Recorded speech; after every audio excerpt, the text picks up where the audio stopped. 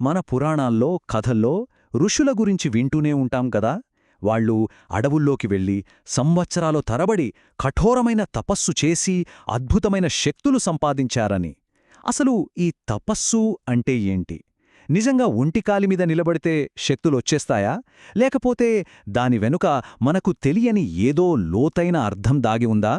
రండి, ఈరోజు ఆ రహస్యమేంటో తెలుసుకుందాం.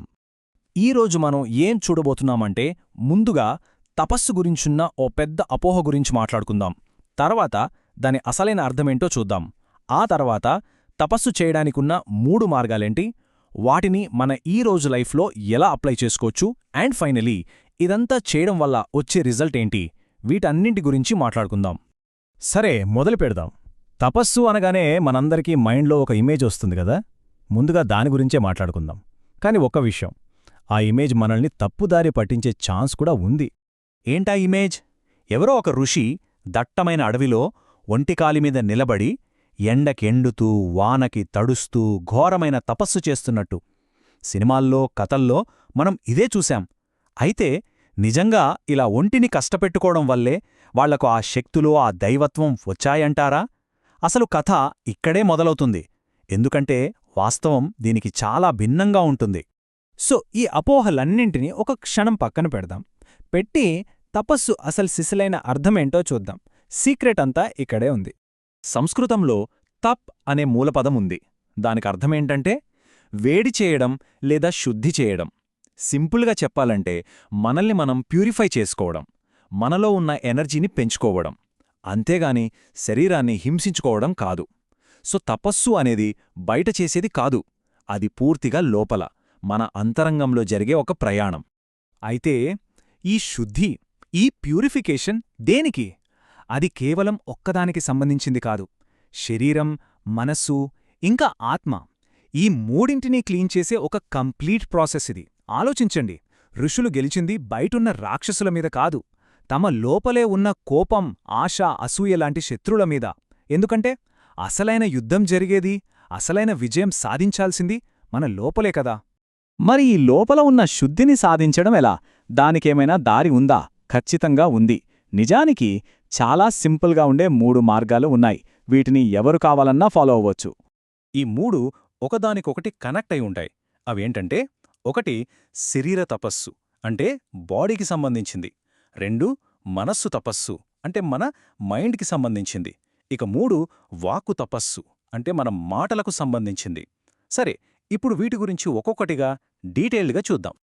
మొదటిది శరీర తపస్సు. సింపుల్గా చెప్పాలంటే మన బాడీని ఒక టెంపుల్లాగా పవిత్రంగా, క్లీన్గా ఉంచుకోవడం. అదెలా? మనం తినే ఆహారం దగ్గర్నుంచి మొదలవుతుంది.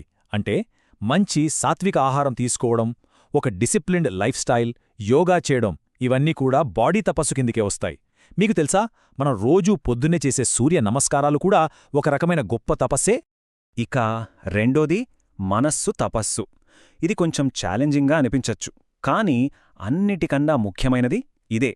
మన మైండ్లో వచ్చే కోపాన్ని కంట్రోల్ చేసుకోవడం, అనవసరమైన ఆలోచనల తుఫానును శాంతపరచడం, మెడిటేషన్ చేయడం, ఇవన్నీ మానసిక తపస్సు. దీన్ని స్టార్ట్ చేయడానికి పెద్దగా కష్టపడక్కర్లేదు. జస్ట్ రోజుకొక 10 నిమిషాలు ప్రశాంతంగా, నిశ్శబ్దంగా కూర్చుంటే చాలు. ఇక మూడోది వాక్కు తపస్సు, అంటే మన మాటల్ని శుద్ధి చేసుకోవడం. దీనికేం చేయాలంటే ఎప్పుడూ నిజమే మాట్లాడాలి. మన మాటలతో ఇంకొకరు మనసుని నొప్పించకూడదు. అవసరమైతే మౌనంగా ఉండాలి. ఒక్కరోజు పూర్తిగా మౌనం పాటించడం కూడా ఒక గొప్ప తపస్సుతో సమానం తెలుసా? సరే, ఇదంతా వినడానికి బానే ఉంది. కాని మన ఈ బిజీ లైఫ్లో, ఈ హడావిడిలో ఇవన్నీ సాధ్యమా? తపస్సు చెయ్యాలంటే అడవులకు, హిమాలయాలకు వెళ్ళిపోవాలా? అస్సలవసరం లేదు.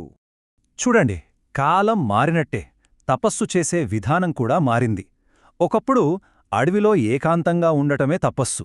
కాని ఇప్పుడు మన ఇంట్లోనే రోజూ కాసేపు మెడిటేషన్ చేసుకోవటం తపస్సు. అప్పట్లో కఠోరమైన ఉపవాసాలు చేసేవాళ్లు. ఇప్పుడు మన డైట్ను కంట్రోల్లో ఉంచుకోవటం ఒక తపస్సు. అప్పటి మౌనం ఇప్పుడు మనం మొబైల్ వాడకాన్ని తగ్గించుకోవటమే. అవును, కరెక్ట్గా విన్నారు. ఈ రోజుల్లో మనం కూడా ఒక తపస్వి కావచ్చు. అదెలా అంటారా?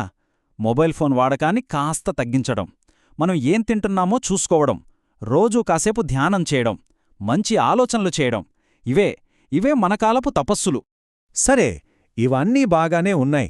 ఇదంతా చేస్తే మనకు ఏంటి లాభం? ఈ ఇంటర్నల్ ప్యూరిఫికేషన్ వల్ల అసలు ఏం జరుగుతుంది? రిజల్ట్ ఏంటి? ఈ ప్రాక్టీస్ వల్ల మన మనసు ఒక తుఫాన్లా గందరగోళంగా ఉండకుండా ఒక ప్రశాంతమైన సరస్సులా నిశ్చలంగా మారుతుంది. మన ఆలోచనల్లో ఒక క్లారిటీ వస్తుంది. మన బాడీలో ఒక కొత్త ఎనర్జీ వస్తుంది. అన్నిటికంటే ముఖ్యంగా నేను ఎవరు అనే ఒక పెద్ద ప్రశ్నకు జవాబు దొరుకుతుంది. దాన్నే ఆత్మజ్ఞానం అంటారు. మన ఋషులు సాధించింది, వాళ్ళు కోరుకున్నది కూడా సరిగ్గా ఇదే. ఒక్క విషయం మనం గుర్తుపెట్టుకోవాలి. ఆ మహానుభావులు సాధించిందాన్ని మనం కూడా సాధించగలం. దానికి దారి బయట ప్రపంచాన్ని గెలవడం కాదు, మన లోపల ఉన్న మన చెడు అలవాట్లని, మన బలహీనతలని గెలవడం. సో, ఫైనల్గా చెప్పేదేంటంటే, నిజమైన తపస్సు అంటే అడవుల్లోకి వెళ్ళిపోవడం కాదు, మన మనస్సు మీద మనం గెలవడం అంతే. ఈ గొప్ప జర్నీని స్టార్ట్ చేయడానికి రేపటిదాకా ఆగాల్సిన పనే లేదు.